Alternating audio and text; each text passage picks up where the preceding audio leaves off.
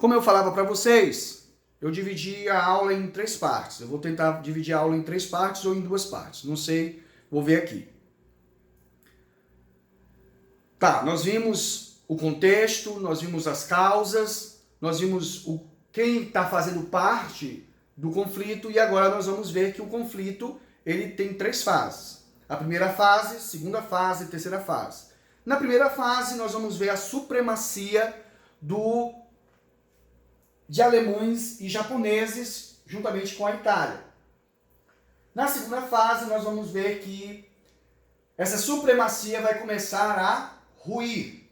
E a terceira fase, que é a final, nós vamos ver que realmente o eixo perde a batalha. Mas vamos então começar com a primeira fase, supremacia alemã e japonesa. A Alemanha estabelece o que ficou denominado de Blitzkrieg, que nada mais era do que uma tática de guerra, também conhecida como guerra relâmpago. E essa guerra relâmpago, galera, vai possibilitar ao exército nazista, às forças armadas nazistas, a conquistar de uma maneira muito rápida várias nações, diversas nações europeias. Eu trouxe para vocês aqui uma imagem de como funcionaria mais ou menos essa guerra relâmpago, ok? Aqui foi a invasão da Polônia. Então eu tenho uma força aérea nazista, eles sobrevoavam, bombardeavam, né, a Luftwaffe. Posteriormente, se houvesse a necessidade, utilizava-se também a marinha de guerra, né, os navios encouraçados, para poder bombardear a cidade ou o local, que é conhecida como Kriegsmarine. Se não houvesse necessidade, utilizava-se só a força aérea e juntamente com o Panzer. Agora, isso sempre tinha. O Panzer, ele faz parte da Blitzkrieg, que são os tanques blindados. Então, aquilo que a força aérea não destruía, o Panzer ia destruir. O que o Panzer não conseguia destruir, vinha a cavalaria, vinha a infantaria, né, motorizada, muitas vezes, e também a pé. E conquistava a região. Aí a foto são soldados nazistas do Rio que estavam tomando já o controle da fronteira da Polônia. Para vocês terem uma ideia, a guerra começa em 1º de setembro de 39. 1940, o início, já no início, Dinamarca, Noruega, Finlândia e Países Baixos caem aos pés dos nazistas. França também é conquistada. E a França é dividida em norte e sul. Ao norte, os alemães, o sul fica com o Marechal Pétain, que é, na verdade, um governante de fachada que colaborava com os alemães. E instala nessa região a chamada República de Vichy. No final da guerra ele vai ser julgado, né, por essa atitude dele. Mas tem uma parte da França que não cai e, quando eu digo que não cai, é a ideia de há uma resistência francesa. E ela é liderada pelo general Charles de Gaulle. De Gaulle, alguma coisa assim, né? Um francês aí. Ainda em 40, nessa primeira fase, nós temos a chamada Batalha da Grã-Bretanha, ou Batalha Aérea pela Inglaterra, né? Quando os nazistas tentam dominar Londres, conquistar Londres. Vão ser impedidos, né? Os ingleses vão receber ajuda canadense, polonesa, vão ter poloneses também, como também vão ter ajuda de americanos. 40, eles tentam controlar o canal de Suez para acabar com o fornecimento de combustível dos aliados. a Grécia é conquistada pelos alemães e italianos e a região balcânica é dominada pela Iugoslávia. Eu trouxe para vocês aqui imagens de Londres bombardeada e sendo bombardeada, né, pelos aviões da Luftwaffe. Vocês lembram que em 1939, o Hitler assina, em agosto de 1939, ele assina um acordo com o Stalin, dizendo que não ia agredir a União Soviética. Pois bem, em 41 ele quebra esse acordo, esse pacto, porque ele está necessitando, ele precisa de comida, trigo, ele precisa de manganês para suas fábricas e petróleo para os seus combustível. E o objetivo deles era conquistar Leningrado, as principais cidades, Leningrado, Moscou e Stalingrado. Leningrado eles levam quase 3 anos para conquistar. Moscou nunca foi conquistada e em Stalingrado é onde vai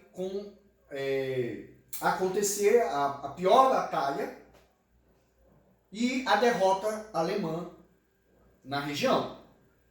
Beleza? E Stalingrado era um local onde ele ia conseguir o petróleo, tão desejoso por Hitler. E o Japão, professor? O Japão está metendo ficha no sudoeste asiático, galera. Invadindo, anexando, expulsando britânicos, franceses e holandeses de lá.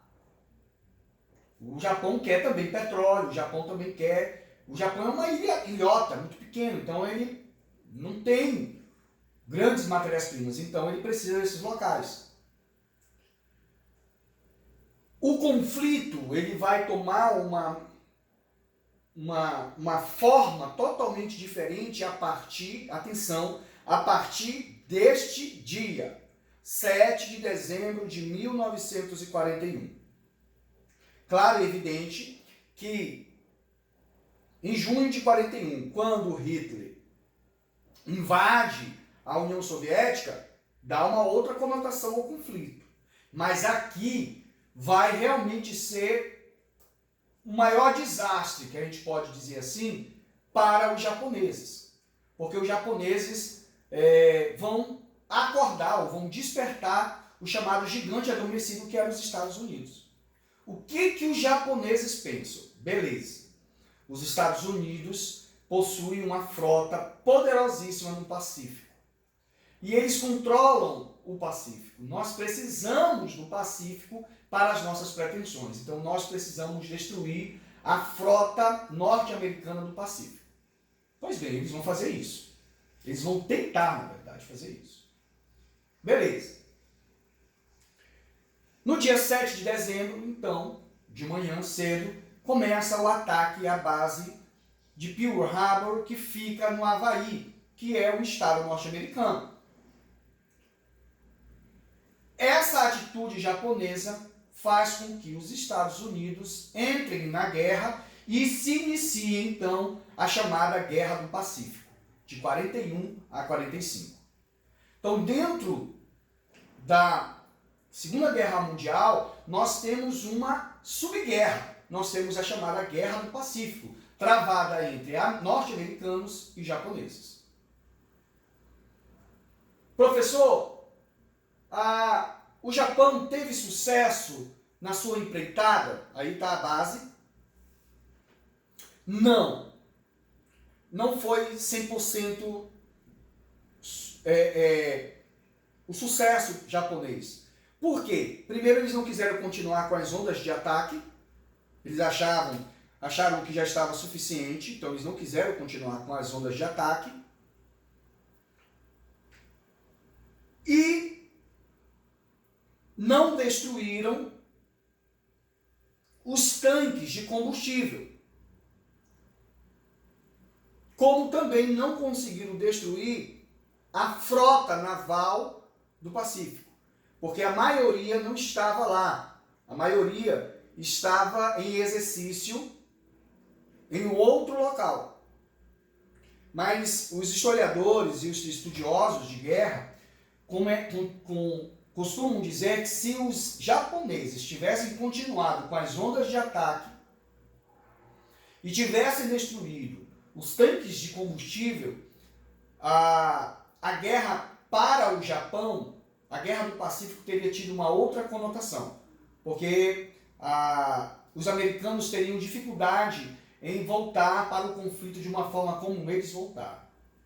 E aí eu trouxe algumas imagens de antes e depois para vocês. Isso aqui é o Arizona, um navio, um encouraçado que foi abatido, né? Foi bombardeado e foi afundado, e hoje tem lá um memorial.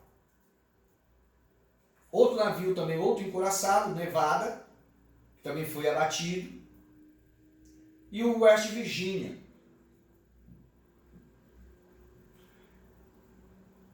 Nós entramos então na chamada segunda fase, que é quando as forças do eixo começam a perder batalhas, perder guerras importantes, perder força, declinar.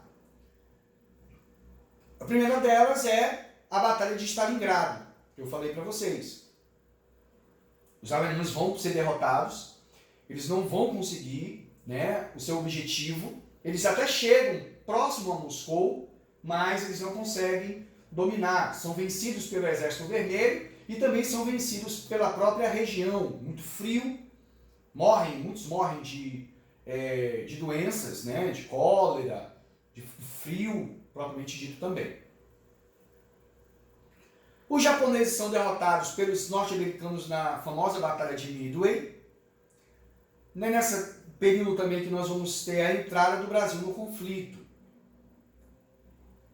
Para quem tiver curiosidade, quem tiver o serviço de streaming da Amazon, tem o filme Midway, que saiu ano passado, em dezembro do ano passado, se não me falha a memória. É muito legal, é muito bacana, porque mostra um pouco de Pearl Harbor, né, do bombardeamento de Pearl Harbor pelos japoneses, e a Batalha de Midway, como os norte-americanos conseguiram derrotar os japoneses em Midway.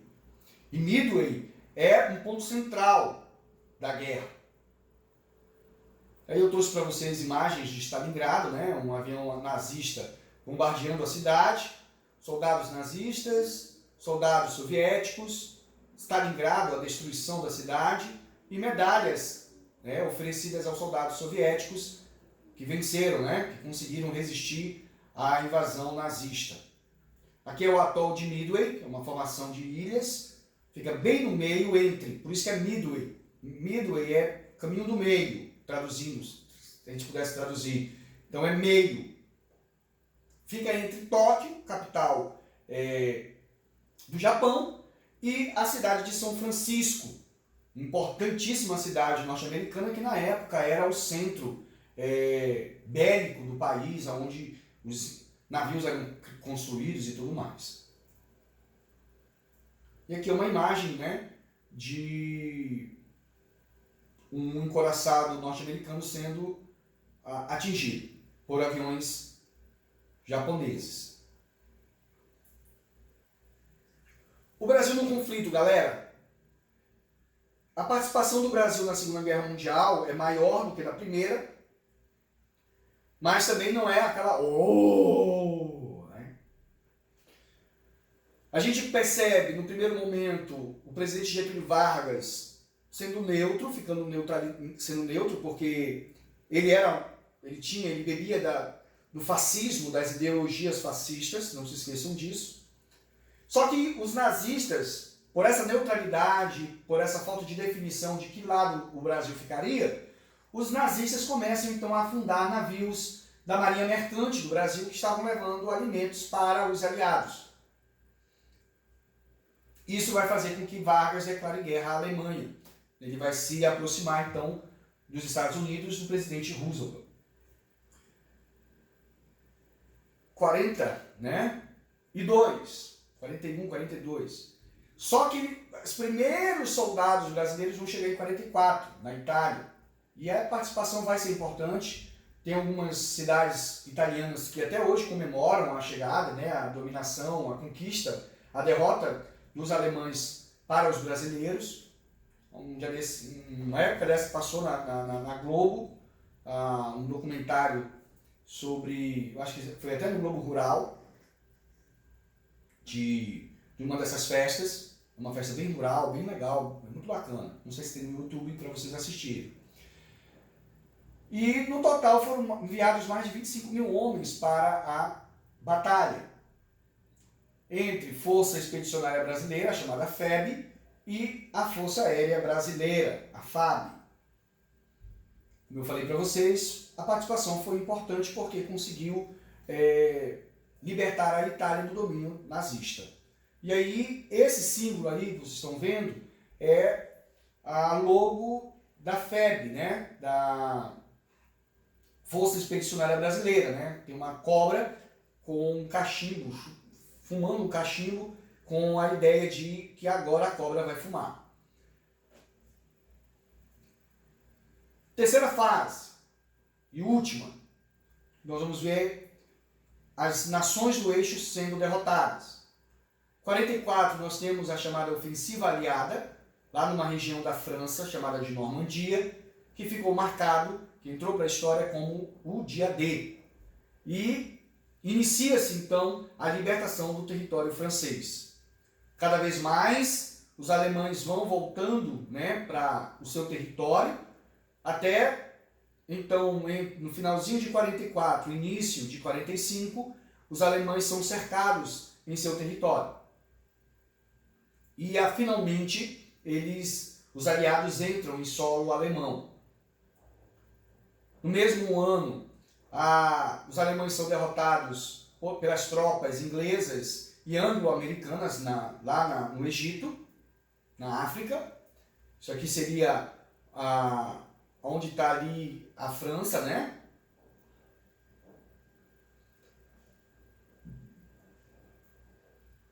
Como foi a invasão das tropas americanas, inglesas e canadenses. Trouxe algumas fotos, né, de soldados nos veículos anfíbios, soldados descendo na praia. Uma foto de um soldado norte-americano que, infelizmente, foi assassinado, né, foi morto, foi fuzilado. É uma cena bem chocante. Tem alguns filmes que contam essa história, alguns documentários. É bem forte, é bem marcante. Muita gente morre, muitos soldados de todos os lados. Teve muita baixa aí. A Romênia, a Bulgária e a Iugoslávia são libertas pelos soviéticos. Berlim, em abril de 1945, né, vindos do leste, os soviéticos dominam, né, cercam Berlim. O Hitler, desde o início de abril, finalzinho de março, início de abril, ele se esconde no chamado Führerbunker, que era o seu bunker né, aquela coisa de proteção, se vai se proteger com sua companheira, que do dia 29 vai se tornar sua esposa, um dia antes dele cometer suicídio juntamente com ela. Ele não aceita se render, ele reconhece a derrota e no dia 30 de abril ele vai acabar cometendo suicídio juntamente com a sua esposa às 3h30 da tarde. Galera, isso é confirmado, tá? Isso já foi confirmado, o Hitler realmente se suicidou. Não acreditem nessas teorias de conspiração que o Hitler teria vindo para a América do Sul e ter vivido ali na região da Patagônia, Argentina. Isso aí é furada. Eu vou mostrar para vocês daqui a pouco alguns recortes de jornais, que é interessante, que logo nos primeiros momentos vai aparecer várias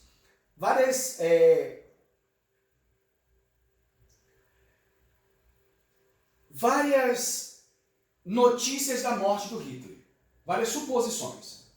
Que ele morreu como herói, ele se suicidou ou ele fugiu. Beleza? Eu trouxe alguns recortes de jornais para vocês verem a propaganda da guerra, como isso é muito marcante. E eu trouxe jornais daqui do Brasil. Quem quiser também ter curiosidade, é só entrar no site da Hemeroteca Digital que está lá, esses jornais, tá? Estão todos digitados, estão na internet, vocês podem só coloca lá no coisa do guia de pesquisa que você vai encontrar. Então esse jornal aí, esse primeiro jornal é o Correio da Manhã, era um jornal do Rio de Janeiro, eu trouxe os jornais do Rio, tá? Todos os jornais que eu apresentava vão ser jornais do Rio de Janeiro. E eu vou fazer o seguinte, eu vou parar por aqui e vou gravar uma outra parte